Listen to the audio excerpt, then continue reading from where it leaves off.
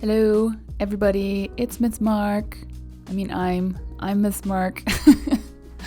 Welcome to another video. I haven't done a time-lapse / voiceover in a while, and so hopefully this doesn't sound too awkward, but also it probably will sound awkward. Hopefully you don't mind too much. Anyway, welcome back if you are a returning viewer, and welcome for the first time if you're new. In case you are new, like I said, I'm Miss Mark. I am a comic artist. I make a webcomic called Dazer and Eleanor over on Webtoons. And in this painting that you guys are watching, kind of the challenge I had for myself was that I wanted to paint something that felt like my style, but it was significantly larger than what I normally do. Like, I normally work in my little watercolor sketchbooks that are like 5x7 or like 8x10. And I think this canvas was 12x12. So still not like the biggest ever painting, but felt pretty big to me. And then the materials I'm using are Turner's Acryla Gouache, I think. Yes, Turner's Acryla Gouache, which they call acrylic gouache. Anyway, and I picked this material out because I do know that acrylic gouache, this particular brand anyway, is incredibly vivid and bright. So since I was kind of going for something my style but bigger, I knew I wanted the brightest, most vivid art supply that I own, and acrylic gouache is up there. It's one of the most just gorgeously bright art supplies that I own.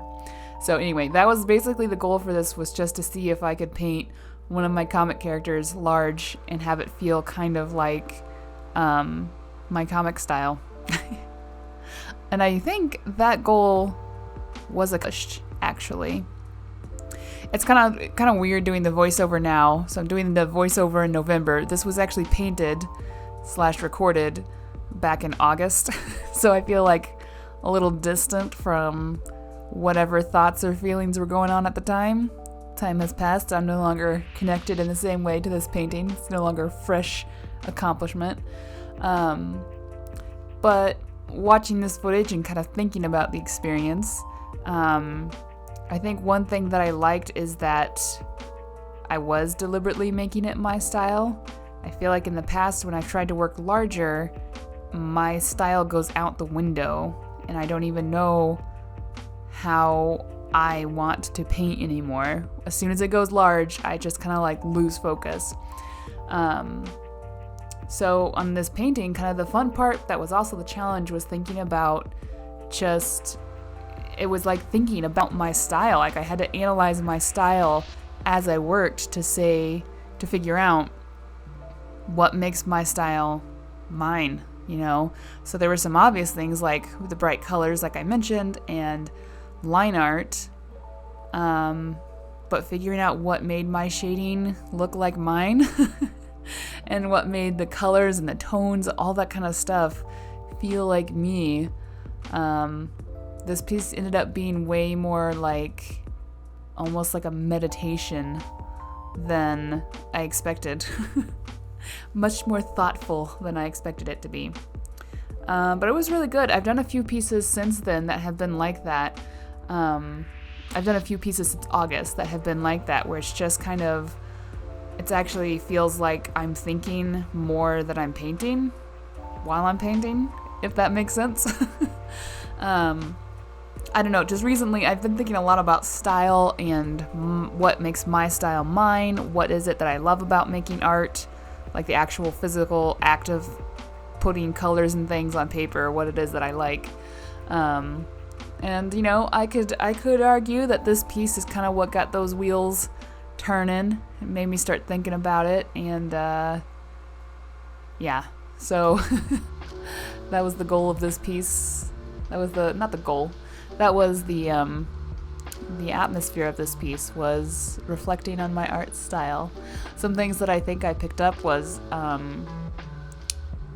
things that I kind of discovered, I guess, or realized, besides the obvious things about my style.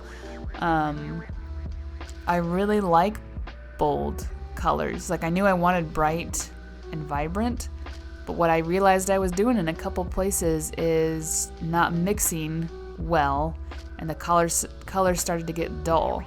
And anytime the colors on the painting started to get dull, it didn't feel like me anymore. It felt just muddy, or it just felt toned down, and I was like, I don't like that. It doesn't feel like my style. I want the bold, punchy colors. I really want this to be bold and punchy. So that was one thing. I did discover, like, I kind of had planned to put in the art, or the line art, but in working, like, at this stage when it doesn't have any line art, it sort of confirmed. I was like, I really love line art, and I really want it in there. I don't want to, like, learn how to paint without lines. I have no desire to do that. I so want line art. So that was a fun discovery. I kind of figured out things about reflected light. I really, really like strong colored reflected light. Like not just a little bit of white around the edge, but like a really almost neon reflected light. So I learned that about myself. Yeah, what else did I learn doing this? I do like painting large. I didn't record my first attempt. It came out well, but I just didn't record it. I did Dazer first, I think. They were kind of the same time. And I really enjoyed painting large. So this is, and then I did Din. Din was kind of large. Well, it was a portrait. It was a small canvas, but it was like a close-up, so kind of large, comparatively large. So I definitely want to do more large paintings, but obviously the time investment is different. Like this takes a lot more time than a sketchbook, and so that intimidates me a little bit. Like I know I can do it, I just know that it's gonna literally take days. You know, this painting that you guys are watching took multiple sit-downs just to let everything dry completely, and then to give my brain a break to come back and look at it. And so yeah, I do more large paintings, but dang, it takes up a lot of time. You gotta be committed.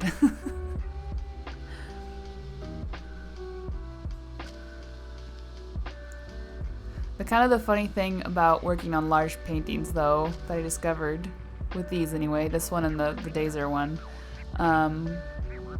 I really felt like I could focus on my style. Like it felt zoomed in, but unlike digital art, it wasn't pixely. I don't know, I felt immersed in the painting and in just like all the aspects of it. Like I really felt sucked into it, whereas a little sketch or a sketchbook, I just didn't quite feel that way. Like it's really hard for me to feel, that's what it is. I felt immersed and I felt tiny. Like these paintings made me feel small in a good way. And like I could just sink in to the painting experience. And back in college, I actually usually worked larger than this. Like my typical painting and drawing size in college was at a minimum 18 by 24. And I just don't do that anymore. I want to work my way up there. But yeah, this definitely took me back to my college days of, you know, having one of those big standing easels and a massive canvas. Like it was normal for me to work on like a 24 by 36 canvas in college. That was not considered huge for me. That was a normal size. I had a very different painting style back then. I don't know if that's part of it, but anyway, yes, this took me back to my college days of just, you would spend a day or two doing the whole layout, you would leave the painting alone for another day or two, and then come back and just slowly start chipping away at those details and kind of sculpting it into the finished project. And you don't really do that with a tiny sketch. You could, potentially. I don't do it with my little sketches and stuff like that. So, yeah, I felt immersed because of the size, but also just kind of immersed because of the time commitment, I guess. It sucked up both space and time.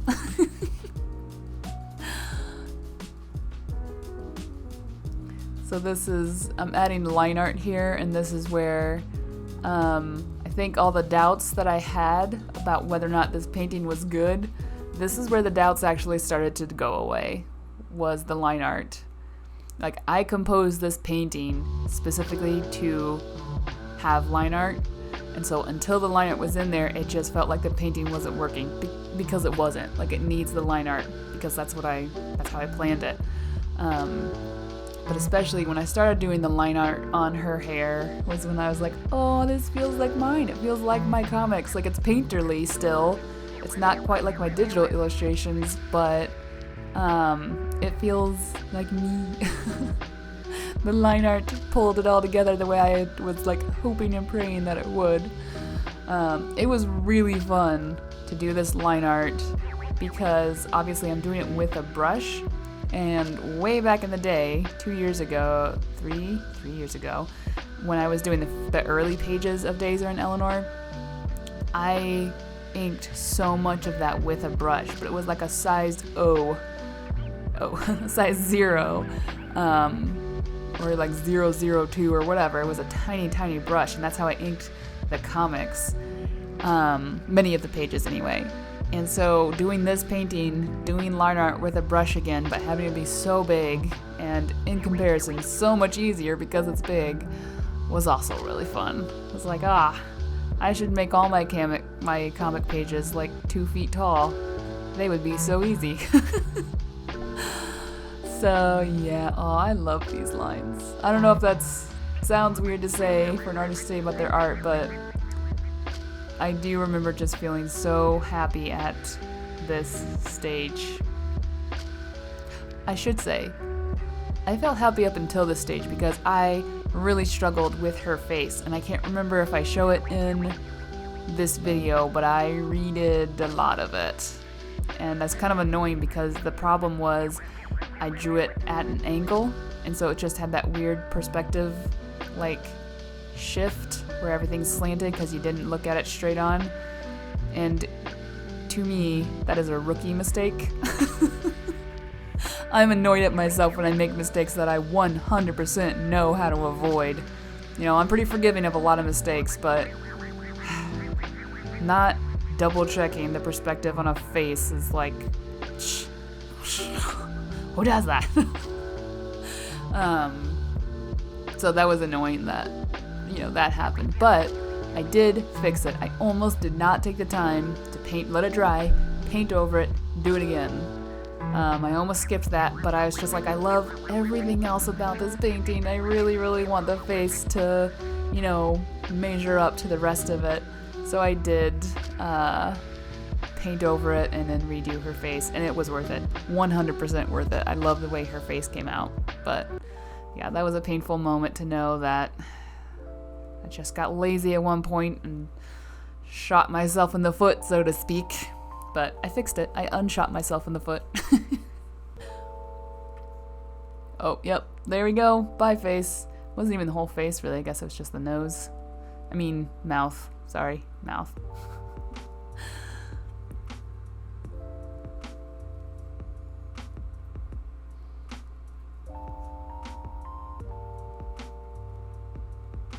Unrelated to like art style and stuff, this particular character, Eleanor, in a lot of ways she's one of the hardest characters for me to draw.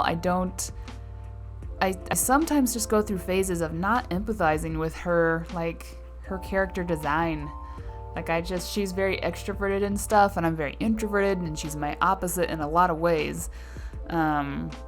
And I think that struggle to kind of connect with her on a personal level sometimes comes out in the art. Like, she comes out so stiff sometimes when I draw her for fun or draw her in the comic.